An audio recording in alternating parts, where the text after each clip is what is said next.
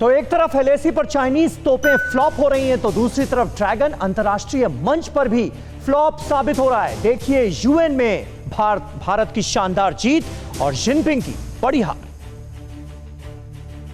LAC पर बुरी तरह घिर चुके चीन को भारत अब अंतर्राष्ट्रीय मंच पर भी मात दे रहा है। पूर्वी लद्दाख में वो भारतीय शूरवीरों के सामने भले ही टिकने का खोखला दावा कर रहा हो, लेकिन सच ये है कि वो जंग के मैदान में भी पिछड़ रहा है और अंतर्राष्ट्रीय बिरादरी में भी उसकी हद पिट रही है। ताजा खबर संयुक्त राष्ट्र में भारत की जोरदार दस्तक से जुड़ी है, जहां भारत की जीत और ड्रैगन की हार हुई है। इस बार भारत ने चीन को संयुक्त राष्ट्र में मात दी है और इकोनॉमिक एंड सोशल काउंसिल से जुड़े आयोग में अपनी मजबूत जगह बना ली है। ये आयोग दुनिया भर में महिलाओं की स्थिति पर काम करता है। भारत की शानदार उपलब्धि की जानकारी संयुक्त राष्ट्र में भारत के स्थायी प्रतिनिधि टीएस तिरुमूर्ति ने ट्विटर के जरिए दी।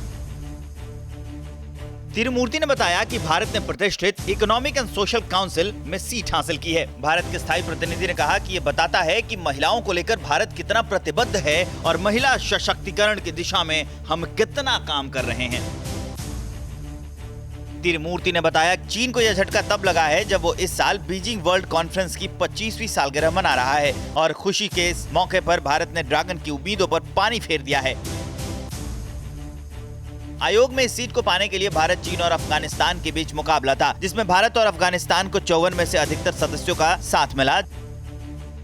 संयुक्त राष्ट्र में भारत की उपलब्धि सिर्फ भारतीयों का सिर ऊंचा करने वाली ही नहीं है, बल्कि इस ओर भी इशारा कर रही है कि चीन अपनी शातिर चाल और विस्तारवादी सोच की वजह से पूरी दुनिया से अलग थलग पड़ता जा रहा है और दुनिया की दूसरी बड़ी ताकतें भी उसका साथ छोड़ रही हैं। भारत से बेवजह विवाद मोल लेकर चीन तिब्बत और ताइवान जैसे गंभीर मुद्दों पर भी घिर चुका है। अंतर्राष्ट्रीय मंच पर इन मुद्दों को पुरजोर तरीके से उठाया जा चुका है। और हिंदुस्तान की बड़ी हस्तियों की जासूसी करने के बाद अब ड्रैगन की नजर भारतीय अर्थव्यवस्था पर है। हाइब्रिड वॉरफेयर की चाल के तहत अब चीन के सरकारी जासूस भारत की बड़ी कंपनियों और उनके सीईओज की निगरानी कर रहे हैं।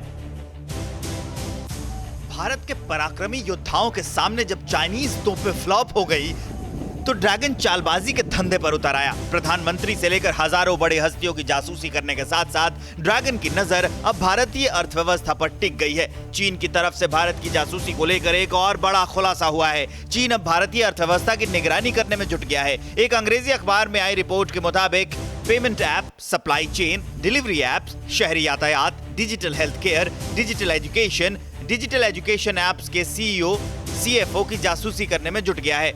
ड्रैगन की नजर ऐसे 1400 लोगों और संस्थाओं पर है जिसकी जासूसी की जा रही है।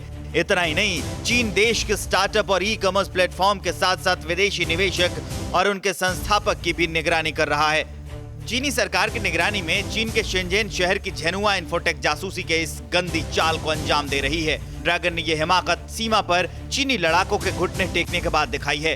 अब वो चोरी वाली तकनीक का सहारा ले रहा है और उसने भारत के खिलाफ हाइब्रिड वॉर छेड़ दिया है, जिसके तहत वो इंफॉर्मेशन पॉल्यूशन, परसेप्शन मैनेजमेंट और प्रोपेगेंडा फैला रहा है। चीन की यह हरकत इस बात का इशारा कर रही है कि चीन बिना लड़े जंग जीतना चाहता है, लिहाजा उसने भारत के खिलाफ ये नई जंग छेड़ दी है। एलएसी पर चल रही तनातनी के बीच चीन बिना एक भी गोली चलाए भारत पर जीत हासिल करने का ख्वाब देख रहा है। ये जंग कुछ उसी तरह का प्रयास है जैसा रूस ने क्रीमिया पर कब्जा करने के लिए किया था। ड्रैगन ने इसी नेटवर्क के जरिए हांगकांग पर कब्जा जमाया और अब वो भारत को भी इसी वॉरफेयर के तहत कमजोर करने की गलती कर रहा है। लेकिन शायद वो भूल चुका है कि यह हिंदुस्तान है जिसे किसी भी चाल में ना तो झुकाया जा सकता है और ना ही हराया जा सकता है। परवाह देश की, सोमवार से शुक्रवार रात 10 बजे TV9 भारतवर्ष पर।